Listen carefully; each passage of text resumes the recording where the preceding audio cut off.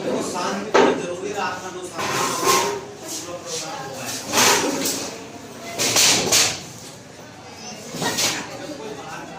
और आपके अधिकार मित्र हुए प्यारे बच्चों ध्यान से सुनेंगे।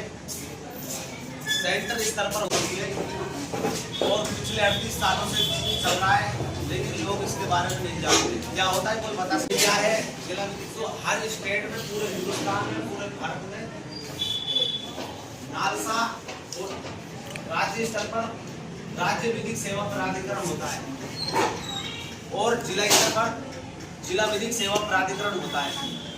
इसका कार्य होता है कि पीड़ित व्यक्ति को निःशुल्क विधिक सहायता देना, उसको फ्री वकील देना और पीड़ित व्यक्ति को न्याय दिलवाना और साथ ही साथ उसको मुआवजा भी देते हैं। तो ऐसी योजना इनका कार्य होता है लोगों को जागरूक करना।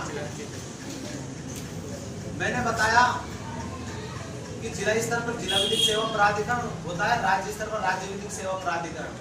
जैसे अपने राजस्थान में राजस्थान विधिक सेवा प्राधिकरण हर राज्य में होता है, पूरे भारत में अलग अलग राज्य में, और हर जिले में जिला विधिक सेवा प्राधिकरण होता है।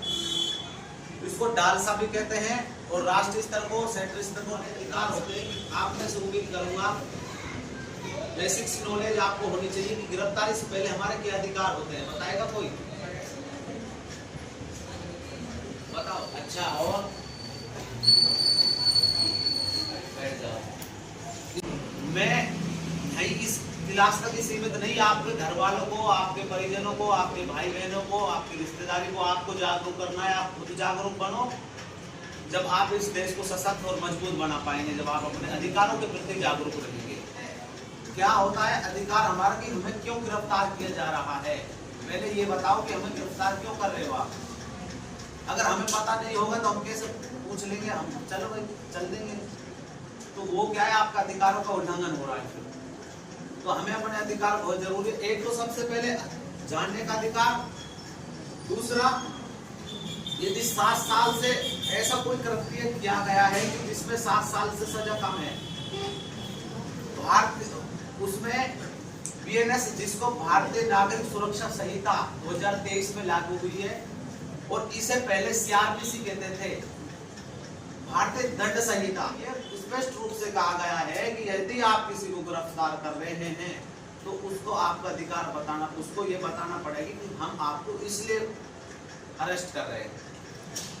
यदि 7 साल से, इसमें 7 साल से कम सजा की है तो पुलिस को, यदि ऐसा कोई बड़ा कृत्य किया गया है जैसे मर्डर हो गया, बलात्कार हो गया, बहुत बड़ा लेवल का, तो उसमें अरेस्ट वारंट की। दूसरी बात, मान चलो गिरफ्तार हो गए, फिर हमारे क्या अधिकार हैं? यदि लड़ाई झगड़े में हम गिरफ्तार हुए या हम पीड़ित हैं या हमको चोट आई है तो हम तुरंत हॉस्पिटल जाने का हमारा अधिकार है कि सर हमें दिखाओ पहले, उसके बाद ही कोई कार्रवाई। मुझे इससे फायदा मिले कि मेडिकल में सारी वो आ जाती है कि क्या हुआ था क्या नहीं हुआ था। समझ पा रहे हो आप सभी बातें? तो मेडिकल जांच, जो भी आपकी समस्या है, इलाज करवाने का आपका पूरा अधिकार है। फिर उसके बाद हमारा अधिकार क्या है? उसके बाद हमारा अधिकार यह है कि हम अपने परिजनों को, अपने घनिष्ठ मित्र को, अपने निजी व्यक्ति को, अपने घर वालों के साथ साथ अपने किसी कोई वकील जानकार हो। साथियों, मैं भी लो करके प्रैक्टिस कर रहा था कोर्ट में, तो अब मुझे ये मौका मिला सेवा करने का, तो मैं कर रहा हूँ। तो अपने वकील से, कोई से भी आप परामर्श ले सकते हो, आप अपनी जमानत के लिए बोल सकते हो। ये भी आपका अधिकार है। एक तो घर वालों को सूचित करना, एक अपने वकील को कोई को भी सूचना करना, ये वो घर वाले उसको कर देना। उसके बाद फिर हमारा अधिकार क्या है? अपने मनपसंद कोई भी वकील कर सकते हैं। और यदि कोई लड़की है तो उसका क्या अधिकार है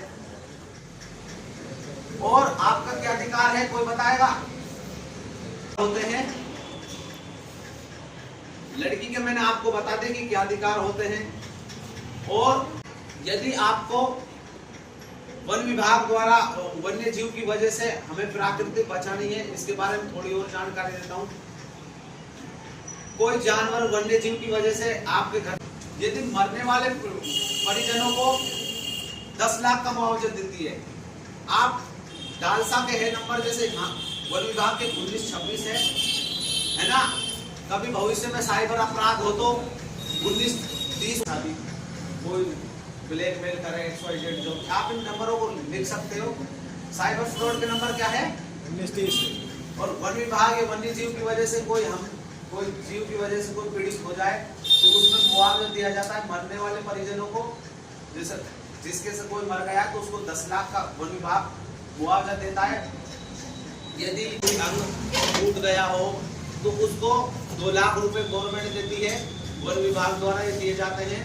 और यदि खांच खरगोश की वन्य जीव की वजह से कोई ऐसी खरगोशी आई है तो उस पर 25,000 रुपए गवर्नमेंट हमें मुआवजा के तौर पर देती है।